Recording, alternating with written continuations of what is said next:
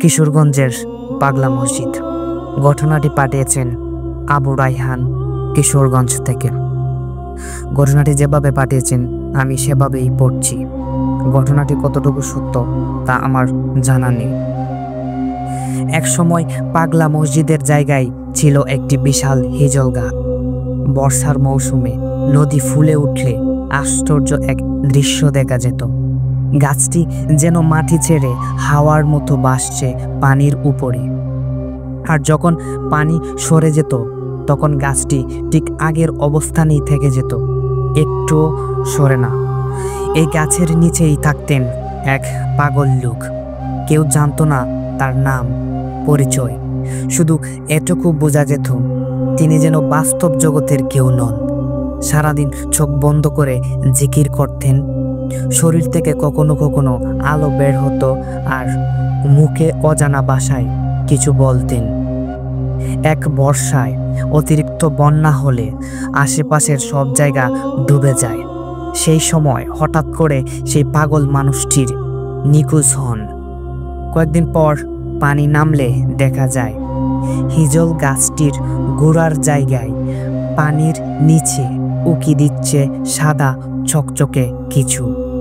লোকজন ভেবেছিল তা হচ্ছে পাথর, কিন্তু পরে দেখা যায় এটা একটি পুরনো গম্বুজ। ধীরে ধীরে সেই গম্বুজ করে বের করা হয়। দেখা যায় এটি একটি পরিপূর্ণ প্রাচীন মসজিদের উপরের অংশ। খননের পর বেরিয়ে আসে শ্বেত পাথরের মিনার, আরবি খোদাইকৃত শিলালিপি আর অচেনা কারুকাজের এক অদ্ভুত নিদর্শন। মসজিদের কাঠামো দেখে স্থানীয়দের মুখে মুখে ছড়িয়ে পড়ে এক কথা, এই মসজিদ মানুষ বানায় নাই, এটা জিন বানাইছে এক রাতে। মানুষ বিশ্বাস করতে শুরু করে যে পাগল লোকটি সেখানে ধ্যান করতেন তিনি ছিলেন জিনদের নেতা বা কোনো পীর, যার আদেশেই জিনেরা রাতারাতি তৈরি করেছিল এই মসজিদ। তার নিখোঁজ হওয়ার পরপরই মাটি ফেটে উঠে আসে এক গম্বুজ। মানে সেই লোকটি আর কখনো ফিরেনি, কারণ তার কাজ শেষ। মসজিদের এক কোনায় ছিল একটি কূপ। শোনা যেত মানসিক ভারসাম্যহীনদের সেই কূপের পানি খাওয়ালে তারা সুস্থ হয়ে যেত। কিন্তু কূপ থেকে এক সময় গ্যাসের মতো ধোঁয়া উঠতে থাকে। কেউ কেউ বলতো এর নিচে কোনো ফাঁফা কক্ষ আছে। এক পর্যায়ে কূপটি ডেকে ফেলা হয়, কিন্তু মাটি জানতো এর নিচে আজও ঘুমিয়ে আছে এক অশান্ত আত্মা।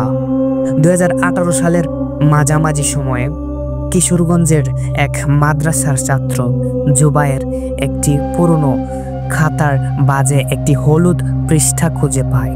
পৃষ্ঠায় আঁকা ছিল একটি কূপের ছবি, আর তার পাশে লেখা ছিল গম্বুজের নিচে সেই চাবি থাকবে যা খোলার পর মানুষের জ্ঞান থাকে না।